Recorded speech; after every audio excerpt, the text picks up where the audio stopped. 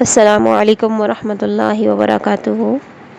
امید ہے آپ سب اپنے گھروں میں خیر و عافیت کے ساتھ ہوں گے۔ پہلے تو اللہ پاک کا کروڑوں بار شکر کہ جس نے ہمیں پھر سے توفیق دی کہ ہم قرآن مجید فرقان حمید کو کھولیں، سمجھیں اور پڑھیں۔ تو سب سے پہلے درود پاک پڑھتے ہیں۔ اللہم صلی علی روح محمد فی الارواح وعلی جسدہ فی الاجداث وعلی قبرہ فی القبور۔ اللہ اس درود پاک کو اور اس قرآن کریم کو ہماری نجات کا، ہماری شفاعت کا، ہماری نجات کا ذریعہ بنائے، اور اللہ پاک ہمارے معاملات میں آسانیاں پیدا فرمائے اور ہم سے بے حساب راضی ہو، اور در حبیب کے بار بار دعوت نامے ہم سب کے نام بھیجے۔ اور آپ سے ریکویسٹ ہے کہ پلیز اس نے چینل کو لائک شیئر سبسکرائب نہیں کیا تو کائنڈلی اس کو زیادہ سے زیادہ پھیلائیں، اللہ کے دین کو عام کریں۔ نبی پاک کی حدیث مبارکہ کا مفہوم ہے کہ خیرکم من تعلم القرآن وعلمہ، کہ تم میں سے بہتر وہ ہے جو قرآن مجید کو سیکھے اور سکھائے۔ تو اس کار خیر میں سب اپنا اپنا حصہ ڈالیں، کیونکہ ہم سب سیکھنے اور سکھانے کے عمل میں ہیں۔ تو آج کا جو ہم سبق پڑھیں گے سورہ بقرہ کی آیت نمبر 19 ہے، جس میں منافقوں کی دوسری مثال اور منافقوں کی بے بسی کا ذکر ہے۔ تو انشاءاللہ یہ پڑھیں گے، شروع کرتے ہیں۔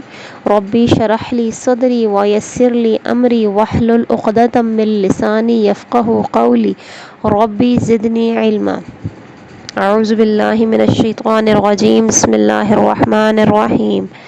او کصیب من السماء فیہ ظلمات ورعد وبرق یجعلون فی اصابعہم فی آذانہم من الصواعق حذر الموت۔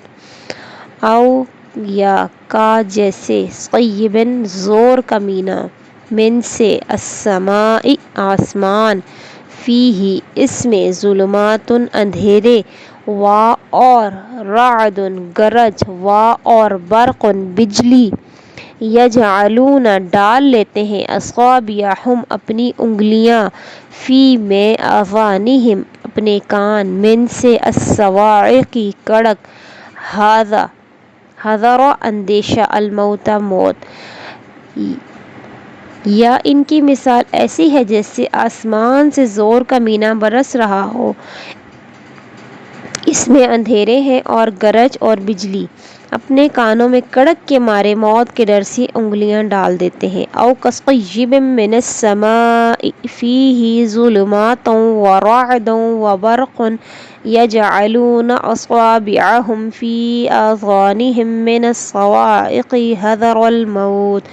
یا ان کی مثال ایسی ہے جیسے آسمان سے زور کا مینہ برس رہا ہو، اس میں اندھیرے ہیں اور گرج اور بجلی، اپنے کانوں میں کڑک کے مارے موت کے ڈر سے انگلیاں ڈال دیتے ہیں۔ کصیب جیسے، مینہ یہ لفظ صب سے نکلا ہے جس کے معنی ہے بادل یا بارش کا نازل ہونا۔ السماء آسمان، یہ لفظ سمو سے بنا ہے، اس کے معنی بلندی کے ہیں کہ ہر بلندی والی چیز خواہ بادل ہو یا آسمان ہو، اسے السماء کہا جاتا ہے۔ پیچھے ہم پڑھ کے آئے کہ منافقوں کی دو قسمیں ہیں۔ پہلی قسم ان لوگوں کی ہے جو دل سے اسلام کے پکے دشمن ہیں لیکن ظاہری طور پر مسلمان ہونے کا دعویٰ کرتے ہیں۔ ان کی مثال اس سے پہلی آیت میں ہم پڑھ چکے ہیں۔ اس آیت میں دوسرے قسم کے منافقین کا اللہ نے ذکر کیا ہے کہ وہ اپنی طبیعت کی کمزوری کی وجہ سے نہ تو پوری طرح اسلام میں داخل ہوتے ہیں اور نہ ہی اسے چھوڑتے ہیں، بلکہ شک اور تذبذب میں غرق رہتے ہیں اور قطعی فیصلہ نہیں کر سکتے۔ دوسری قسم کے منافقوں کی مثال زوردار بارش سے دی گئی ہے جس میں بے شمار فائدے ہیں۔ مردہ زمین زندہ ہوتی ہے، کھیتیاں لہلہانے لگتی ہیں، ندی نالے بہنے لگتے ہیں، لیکن ساتھ ہی دل کو لرزانے والے بادلوں کی کڑک اور آنکھوں کو چندھیانے والی بجلی کی چمک بھی ہوتی ہے۔ گھٹا توپ اندھیرا بھی چھا جاتا ہے، لیکن ان باتوں کے باوجود کوئی بارش کا دشمن نہیں ہوتا۔ اسلام بھی بارش کی طرح سراسر رحمت بن کر آیا ہے، لیکن اس میں نماز، روزہ، حج، زکوٰۃ، جہاد اور احکام خداوندی کی دوسری پابندیاں اور دشواریاں بھی ہیں۔ منافق ان پابندیوں سے بدکتے ہیں اور جی کتراتے ہیں۔ منافق اسلام کے فائدے دیکھتے ہیں، اس کی طرف دوڑتے ہیں، مگر جب قربانی کا وقت آتا ہے، یعنی اللہ کے احکام کا، فرائض کا، تو پیچھے ہٹ جاتے ہیں۔ یہ کار سے سبب چھوڑ کر یہ لوگ ایک طرف ہو جاتے اور اپنی زندگی اسلام کے ساتھ وابستہ کر دیتے۔ واللہ محیط بالکافرین، اور اللہ کافروں کا احاطہ کیے ہوئے ہے، اور اللہ اللہ محیط احاطہ کیے ہوئے ہے بالکافرین کافروں کا، واللہ محیط بالکافرین اور اللہ کافروں کا احاطہ کیے ہوئے ہے۔ محیط احاطہ کیے ہوئے ہے، یہ لفظ احاطہ سے بنا ہے جس کے معنی ہے چاروں طرف سے کسی چیز کو گھیر لینا۔ یہاں اس سے مراد یہ ہے کہ اللہ کافروں پر اپنی رحمت، علم اور قدرت ہر لحاظ سے محیط ہے۔ دونوں قسم کے منافقوں کا حال ہم نے پچھلے سبقوں میں پڑھ لیا۔ پہلی قسم کے لوگ اندرونی طور پر اسلام کے دشمن ہیں، لیکن ظاہری طور پر وہ اس کا دم بھرتے ہیں اور مسلمانوں کے حمایتی ہونے کا دعویٰ کرتے ہیں۔ اور دوسرے قسم کے منافق کی جو طبیعت ہے وہ طبیعت کے کمزور، بزدل اور پس ہمت ہیں۔ وہ جس مجلس میں جائیں اسی کا اثر قبول کر لیتے ہیں، مسلمانوں کے ساتھ بیٹھیں، ان کے وعظ اور دعوت سنیں، ان کی شان اور فتح مندی دیکھیں تو مرعوب ہو کر اسلام میں داخل ہو جاتے ہیں، لیکن جب آزمائش اور امتحان سے واسطہ پڑتا ہے تو وہ پھر کفر کی طرف لوٹ جاتے ہیں۔ وہ مشقت اور موت سے ڈرتے ہیں۔ اللہ پاک ہمیں یہ بات سمجھا رہا ہے۔ آیت کے آخر میں بتایا گیا کہ اللہ نے ان منافقین پر ہر طرح سے حاوی ہے، وہ محض مشقت اور موت سے بچنے کی خاطر اسلام سے بھاگتے ہیں، لیکن اللہ تعالیٰ ان پر ہر قسم کا اختیار اور قدرت رکھتا ہے، اس لیے موت سے کیسے بچ سکتے ہیں؟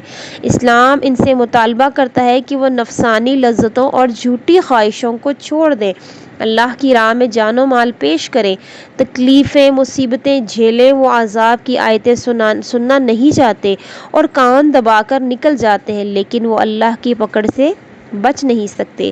قادر مطلق کی گرفت سے اپنے آپ کو کس طرح بچانے کی کوشش محض حماقت اور کم عقلی کی دلیل ہے۔ اللہ تعالیٰ انہیں صرف ڈھیل دیتا ہے اور سمجھنے کے مواقع ان کے لیے پیدا کرتا ہے۔